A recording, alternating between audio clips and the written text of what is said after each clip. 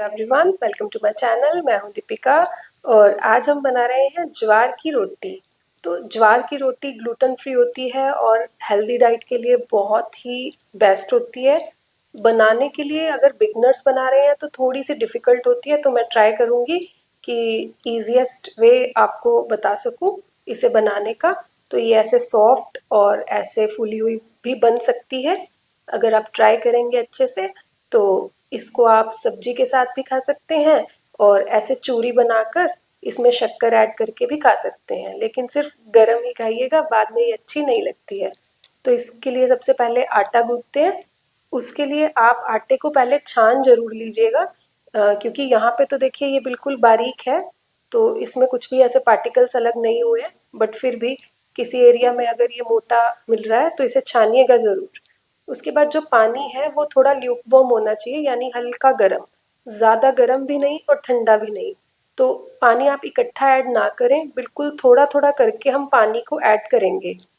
जब आप इसका आटा गूंथ रहे हैं तो पानी थोड़ा थोड़ा करके ऐड करते रहिए, बिगनर्स हैं तो, ताकि पानी ज़्यादा ना हो जाए। अगर गलती से पानी ज़्यादा हो भी गया तो उसमें थोड़ा सा आटा मिला लें और उसको धीरे धीरे करके बाइंड करते रहें आप। इसको जब आप बाइंड करेंगे तो जो आप देखेंगे अलग यूट्यूब चैनल्स पर, वो आटा बिल्कुल कनक के आटे जैसा बाइंड करके और आटा ऐसा बन जाता है। तो यहाँ हमारी साइड तो ऐसा कोई आटा ज्वार का नहीं आता है। ये वाला आता है जिसमें ब्लैक कलर के छोटे छोटे पार्टिकल्स नज़र आते हैं। और जब आप इसको गूंथ रहे होंगे तो आपको ये सीमेंटेड फील होगा। तो ये उतना ज़्यादा ऐसे कनक के आटे की तरह एकदम सॉफ्ट होके ऐसे डो इसका नहीं बनेगा। ये थोड़ा बिखरा बिखरा ही बनेगा। तो आप इसमें थोड़ा थोड़ा पानी ऐड करके ऐसे ही करते रहिए। और इसका ये ऐसे करके अगर आप आटे की तरह करने की कोशिश करेंगे तो ये होगा ही नहीं कनक के आटे की तरह।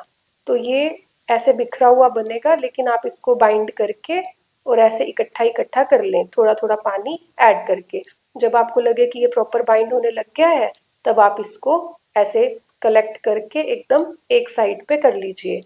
और अगर आपको लगे कि अभी भी आपसे जो आटा है वो बाइंड नहीं हो पा रहा है अच्छी तरह से, तो आप थोड़ा सा पानी लीजिए, बिल्कुल ज़रा सा पानी ले लीजिए ऐसे हाथ पे, और इसके ऊपर आटे के ऊपर लगाकर उसको बाइंड कर लीजिए, तो भी ये बाइंड हो जाएगा। ये यहाँ पे बाइंड हो चुका है तो इसलिए मुझे उसकी रिक्वायरमेंट नहीं है। पर आप देखिए ये इतना सीमेंटेड टाइप है, इतना मतलब सॉलिड सा होता है ये, कि आप इसको थोड़ा सा भी पानी लगाकर और हाथ इस पे ऐसे उल्टा भी करेंगे तो देखिए सारा आटा उतर गया है हाथ से। और इसके बाद इसको गीले कपड़े से ढकना है ज़रूर। जैसे ही ये सूख जाता है आटा तो बनाना बहुत डिफ़िकल्ट हो जाता है। और इसको दो तरीके से मैं आपको बता रही हूँ, एक पानी के साथ यूज़ करेंगे और एक सूखा आटा यूज़ करेंगे। तो पहले जितना भी क्वांटिटी का पेड़ा है वो ले लीजिए। आप बिगनर्स हैं तो ये छोटा ही रखें, तो छोटी छोटी रोटियां ही बनाएं, वरना ये पक्का टूटेंगी बनाते वक्त। तो इसको जितना आपसे हो सकता है बाइंड कर ले, पर इसमें क्रैक्स आएंगे, उसमें कोई प्रॉब्लम नहीं है, ये देखिए। तो ऐसे जितना आपसे हो सकता है आप इसको ऐसे बाइंड कर लीजिए। उसके बाद चकले पे थोड़ा सा सूखा आटा जरूर पहले ऐड करिए। उसके बाद उस पे ऐसे ये पेड़ा रख लीजिए। अब देखिए ये जितना हम सूखा आटा इस पे अप्लाई करते हैं ना, इसके टूटने के चांसेस उतने ज़्यादा होते हैं। लेकिन हो सकता है कि आपसे पानी वाले मेथड से ना बने, तो इसलिए ये मैंने पहले ये वाला तरीका बताया है।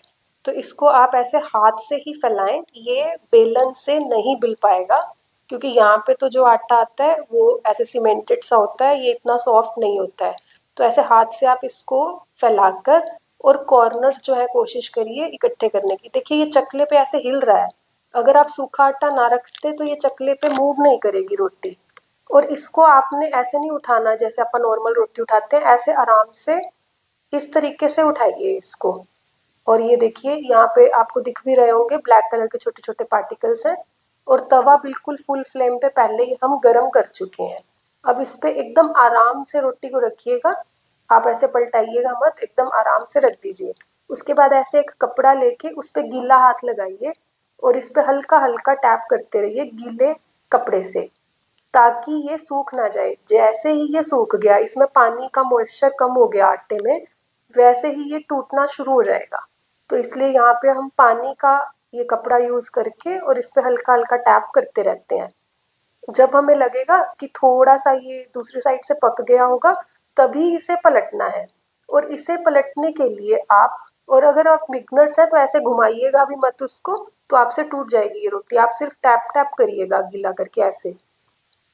और जब ये आपको पलटना हो तो आप चिमटे से ना पलटें, चिमटे से ये आपसे टूट जाएगी। ये आप ऐसे कोई पलटा यूज कर लीजिए जो कि बिल्कुल बारीक हो, उसको आराम से पिक कर ले और हल्का सा हल्के हाथ से ऐसे पलट दें। दूसरी साइड से भी सेक लें। सेम वही गीला कपड़ा करके उस पे गीला कपड़ा ऐसे लगाते रहें।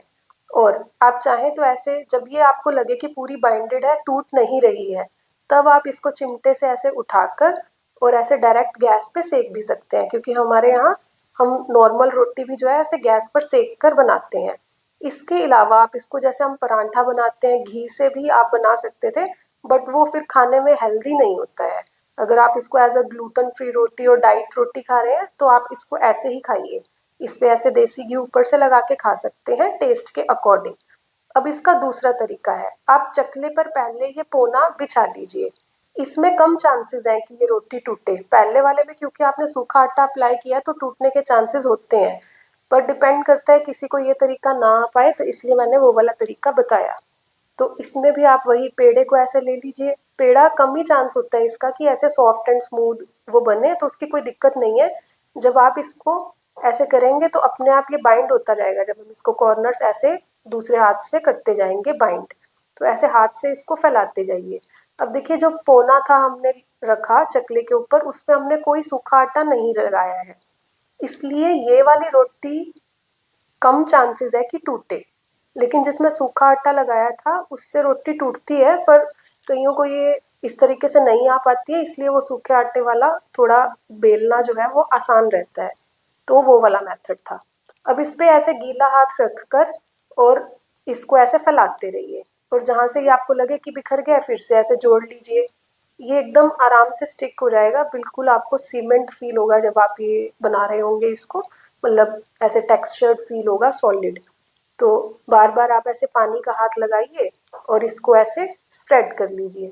कॉर्नर्स जितने हो सके ऐसे इकट्ठे इकट्ठे कर लीजिए, ताकि टूटने के चांसेस इसके कम हो।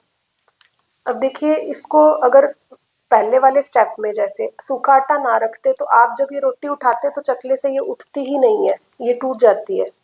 अब इसमें देखिए क्या बेनिफिट होगा कपड़ा रखने का। एक तो इसको आप जितनी चाहे पतली बना सकते हैं। आपने अगर नोटिस किया हो तो पहले वाली रोटी जो है वो मोटी बनी थी, क्योंकि वो मोटी ही बनेगी। उसको आप ज़्यादा और फैला लोगे तो आपसे वो चकले पर से उठेगी नहीं।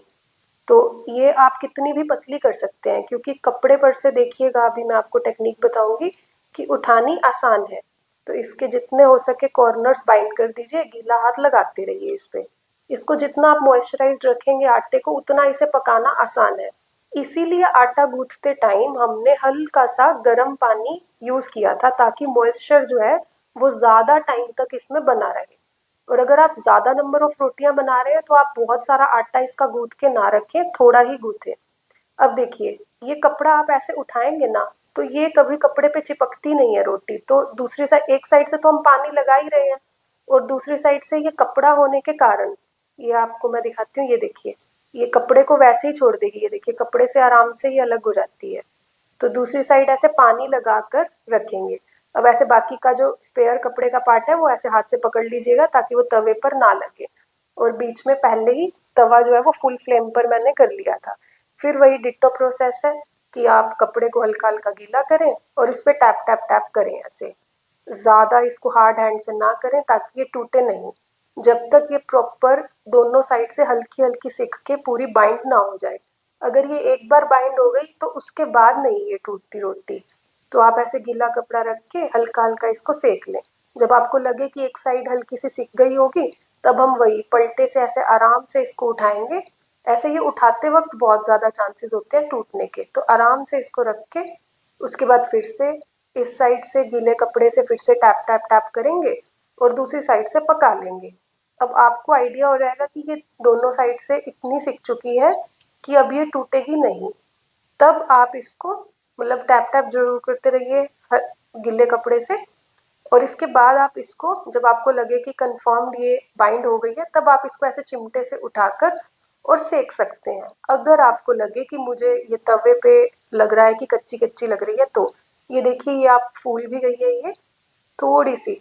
जब ये पत्ता इसका अलग दिखेगा ना आपको फूल के, तो मतलब वो बहुत सॉफ्ट और अच्छी बनेगी रोटी। लेकिन ये सिर्फ गरम ही अच्छी लगती है, वरना ये जो है बिल्कुल ड्राई हो जाती है। तो खाइए और खिलाइए। मिलते हैं अगली रेसिपी में।